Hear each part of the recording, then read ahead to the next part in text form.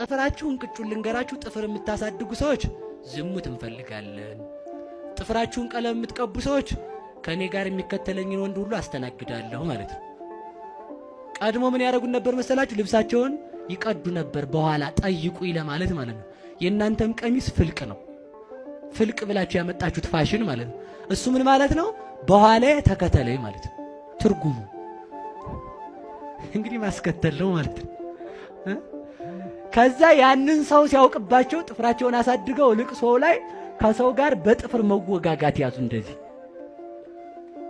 የተወጋጋ እሱም ወጋ እሷም ወጋ ይደራረጋሉ፣ ይሄዳሉ።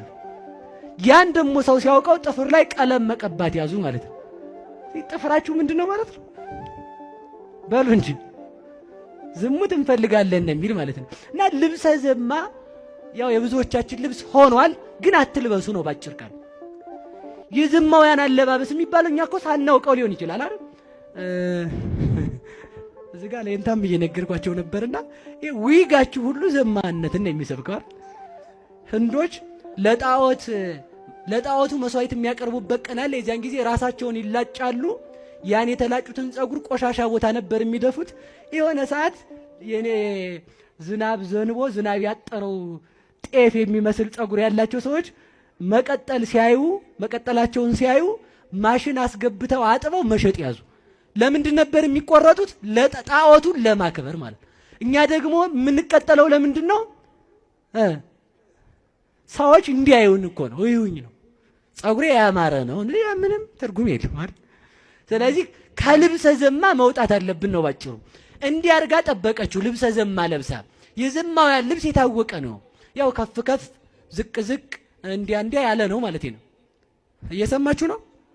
ለምሳሌ ጥያቄ ልጠይቃችኋል። እዚህ ጋር ቪ የምታረጉት እንደዚህ ኦ የምታረጉት ጡታችሁን እዚች ጋር ባላዋን አየት እንዲያደርግላችሁ ሰው የምታረጉት እንደ ወንዶቹ የኔን ጡት እንዴት ነው የሚያዩት ነው። አሁን ደግሞ ሴቱ በጣም እንዳትቆጡኝ እንጂ መቤቴን አትቆጡኝማ። መቼም ካልከፋችሁ ልካችሁ ልንገራችሁና ልኬን ንገሩኝ። ካርቶን መቀመጫቸውም ካርቶን ሆኗል። አሁን እንዲሁ እኮ ይጣሉ ሰው መቀመጫን እንዴት ነው የሚያየው? ጥፍራችሁ የሌላ መቀመጫችሁ የሌላ ከንፈራችሁ የሌላ እንዲሁ ጸጉራችሁ የሌላ እናንተ ምን ሆነ ማለት ነው? አይሁን እኮ ነው በቃ የዘማውያን ልብስ ማለት ነው። በተሰጣችሁ አጊጡ። በቃ እኔ አታጊጡ አይደለም ያልኩት፣ ግን ያን ስናደርግ ምንድነው ትርጉሙ ማለት አለብን። ሰውን ጥፍር አታስቀጥል ስትለው ምን ችግር አለው? ባልዩ አታስቀጥይ ካላት ኢኮኖሚ እየከለከለ ይመስላታል። ግን ዝሙት ትፈልጋለሁ ብለሽ እየተጣራሽ ነው።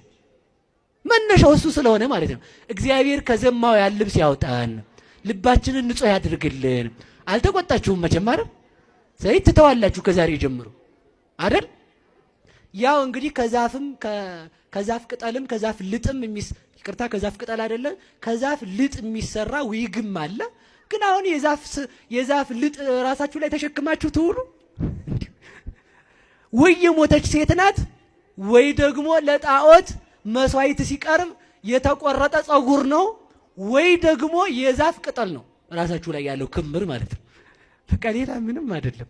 እና ለእግዚአብሔር እንድንሆን በተሰጠን እንድናጌጥ እግዚአብሔር ይርዳን።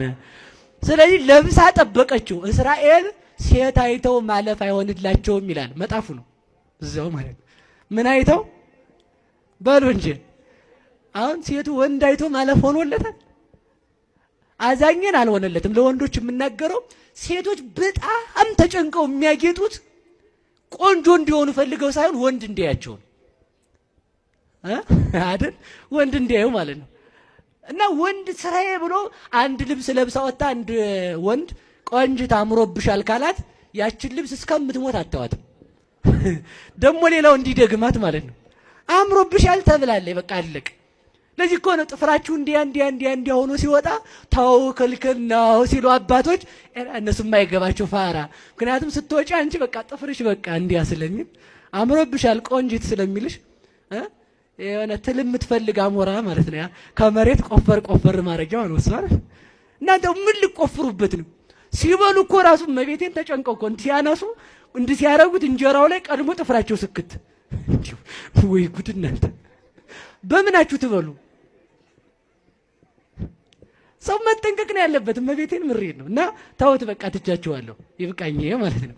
እዛ እንዲያርጋ ጠበቀችው።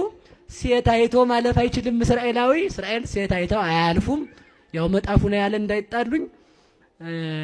ከዛ ሲያያት ቆንጆዬ ናት፣ ደግሞ ሚስቱ ሞታለች፣ ችግር የለውም ብሎ ጠየቃት። ሄዶ ሲጠይቃት አንድ ነገር ያዘች። እየሰማችሁኝ ነው? ምን አለችው መሰላችሁ? ከኔ ጋር መተኛት ካማረህ ምን ትሰጠኛለህ አለችው። አንድ በግ እሰጥሻለሁ አላት። ስንት በግ በሉ እንጂ። አያችሁ ክብሯን በምን ለወጠችው? በበግ። ክብራችን የተለወጠው በብር ነው። ብዙ ሴቶች ከዝሙት መውጣት ይፈልጋሉ፣ ገንዘብ ስለሌላቸው ዘማውያኑ ሴቶች አሉ። በገንዘብ ክብራቸውን የለወጡ ወንዶችም አሉ።